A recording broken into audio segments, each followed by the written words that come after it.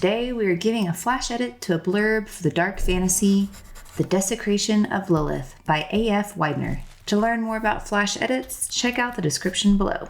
This is book 1 of a series, and the author has a great book on her hands, so follow her journey over on Facebook and Instagram at a.f.widener. This edit is one of the many monthly giveaways I do to support and help my fellow women writers. And as part of my editing service, I offer a kick-ass formula with tons of do's and don'ts. And while stylistic choices are subjective, there are still certain structures and guidelines to help hook the reader. A.F. Widener, take a look in your inbox for the formula, and thanks for letting us look at your rough draft to your blurb. I'll go ahead and share my top 3 rules that are sure to keep the reader reading in the first 5 seconds. They are formatting, a powerful opener, and it absolutely must show the conflict. For the complete formula or to get your blurb edited, sign up in the link below.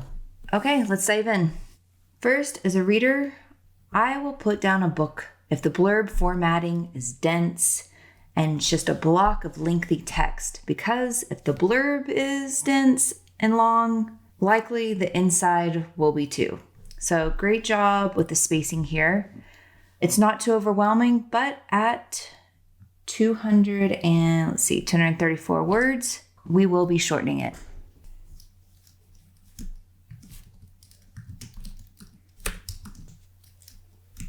Okay, your current word count is at 234 words. I'd recommend keeping it under 150. You will find different numbers across the internet. A lot of people say keep it under 250 or around 200, but I say we live in the day of TikTok and short attention spans, so let's keep it under 150. Okay, I'm going to do a quick read through, and then we're going to look at my favorite, the opener. Please, someone help me. Dirt trickled on her face as she struggled to keep her head up, clawing at the wood in front of her. Her nails cracked and bled as her adrenaline pumped, trying to escape. She fights against fatigue and pain. Her breath was rapid as she struggled to breathe. Help me, anyone, she thrashed against the moist earth surrounding her, the air musty and humid, making it hard to breathe. As she fought for her life, her time running out as she tried to escape the box she had awoken in. Her chest heaved each second as the weight of the soil pinned her down. It became impossible to move as the dirt poured in from above. Her screams died as she took her final breath as the soil filled the coffin. All right. We have some really exciting action here. Love a good buried alive story. A couple of things which we will get to talking about this entire piece right here in just a moment. I do want to say the first thing that struck out to me whenever I was reading this bottom part is if someone's getting buried alive and the soil is pinning her down and she's in a coffin, usually the soil is not in contact with the person if they're in a coffin. But anyways, let's keep reading. There's a transition. Nadia has struggled with the loss of her husband for 5 years. Just as she was coping, it attacked her. We'll have to find out what it is. Nadia faces newfound vampirism, which strips her humanity from her. As Nadia meets new friends, allies, and love interests, she faces the challenges of defeating the Mad King. Ooh, love a good Mad King. Taking Lilith's place as ruler of vampires, he grows mad with power. Lilith has not been heard from since her disappearance. Can Nadia defeat the Mad King? Will Lilith return? And then read the rest of the trilogy to find out. Okay. This is great. It has my attention. It's got some really great bones. Now we polish it up. Let's look at the opener. My other flash edits are for first chapters because I love to help an author nail an enticing opener. Stylistically, this is interesting because it gives us an idea of what style the author writes in. I love when an author steps outside of the box a bit because it tells me the rest of her novel will also be that way. However, it can also be risky. The sample just has to be super tight and it needs to be brief for the hook. Let's look at an example of how to use dialogue in a blurb. It has to be used for the main focus of what you want it to convey. If that point of the story is that the main character is the chosen one who will save the world, starting your blurb with something like this. You're destined for greatness. Ella's mother told her when she was 9 years old, but she didn't believe it until 10 years later when vampires broke into her palace and stole her away. Here you have a hook with dialogue. So we're going to read through this, find the gem of a hook, pull it to the top, and probably delete the rest. Like I said, there's some great bones here, so it's going to be easy to find. But first, I want to point out a very common trend in writing, and that is overused words. We all do it. I do it. I overuse but, just, and so. A lot of writers overuse that. If you can see here, as is the overused word.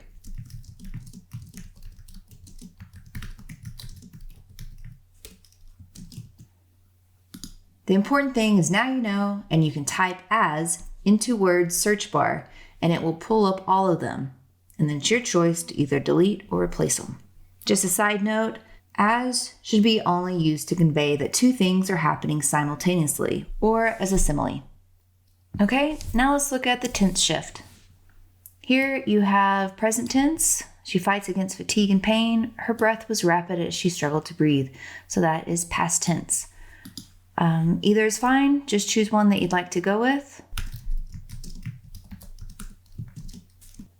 Typically, blurbs are in the present tense because it creates a sense of urgency for the reader, but I've seen both, and again, it's subjective. And for this blurb, I think either tense will create a powerful opener, and especially if we choose to open it with her getting buried alive.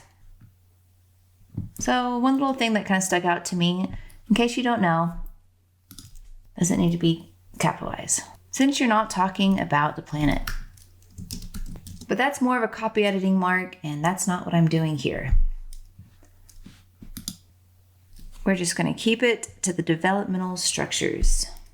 Okay, let's go back to looking at these paragraphs as a whole. The reason we need to trim them is because we have no idea who all this is happening to. And to grasp the reader, we need to establish the main character right away. Is Nadia the main character or is Lilith? Establish who they are immediately and their relationship with one another so the reader isn't confused. And more so, establish who is being buried alive.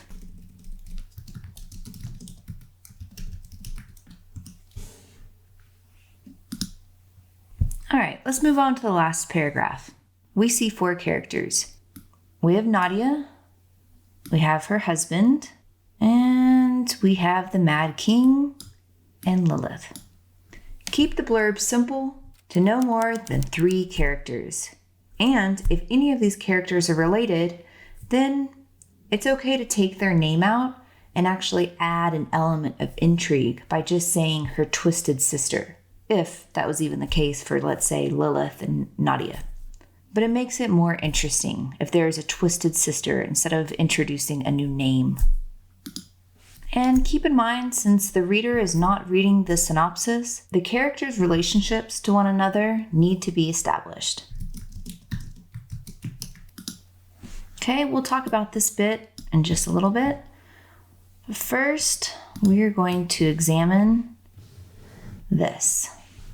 This is where you introduce your characters and the hook and the conflict. So to give you an example of something that would be strong, just something to consider, what if you start out with something like this? And you choose the tense. This is strictly for an idea to get the developmental structure of the blurb in the right direction. Start off with the scene of someone getting buried alive and keep it to one sentence, like, "Help me, someone help!" Nadia's screams died with the thinning air of the coffin. And there's your hook. We know that Nadia is one that's getting buried alive.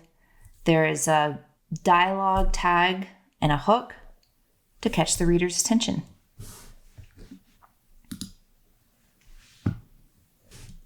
So next, establish characters and conflict. The conflict is the character's goal to reach or the problem to solve. Make sure to establish who Nadia and Lilith are. Right now, at least we know that the king is mad, but we don't really know much about the other characters. A good example would be something like this. Lilith is the lost ruler of vampires. Since her disappearance, Since her disappearance, the Mad King has taken rule, preying on the weak. Nadia, alone and coping with the loss of her husband, becomes the Mad King's prey. Suddenly stripped of humanity, Nadia no longer struggles with her sadness, but with her newfound vampirism.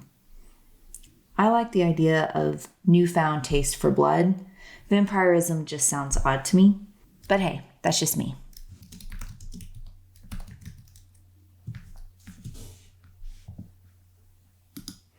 Okay, so this is stronger. And now we've established the characters, who they are to one another, and where their place is in the story. You can always go back, change this up a little bit. You have pray twice, which I don't love, but it's a good start.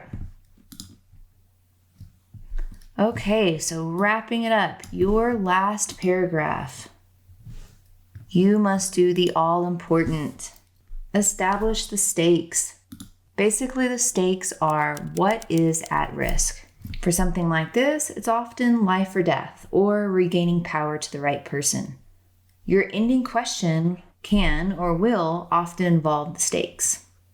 So before we get into this last paragraph, which also consists of your questions, I like questions. You'll see a lot of books with them, a lot of them without them. But I think it gets the reader asking in their mind why they need to continue to read your story, so they can answer these questions. But you gotta have good questions. Can Nadia defeat the Mad King? First of all, just I know we're copy editing, but I just wanted to let you know, in case you didn't, you have Mad King capitalized here. Keep it consistent and have it here.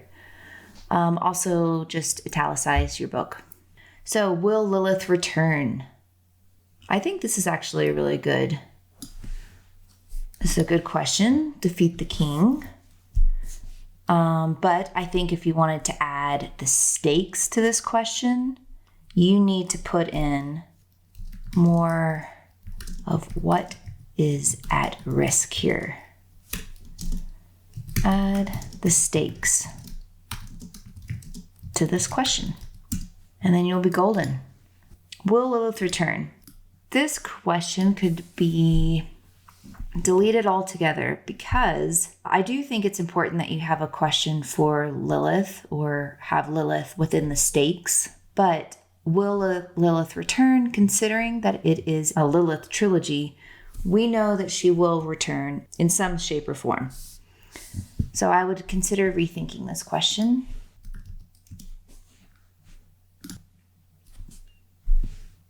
Okay. And lastly, I would leave it with the question and move this to either further down on whenever you do your formatting, or maybe high up above you do even your introduction, but I would not have it connected to the last of your questions, because you want to leave the reader with this.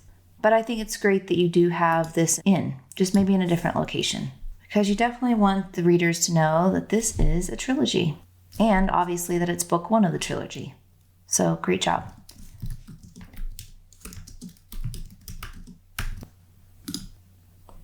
So you have your hook, and then you have a conflict and your characters, and they all connect. Then you have your stakes and your questions to get the reader interested to read on.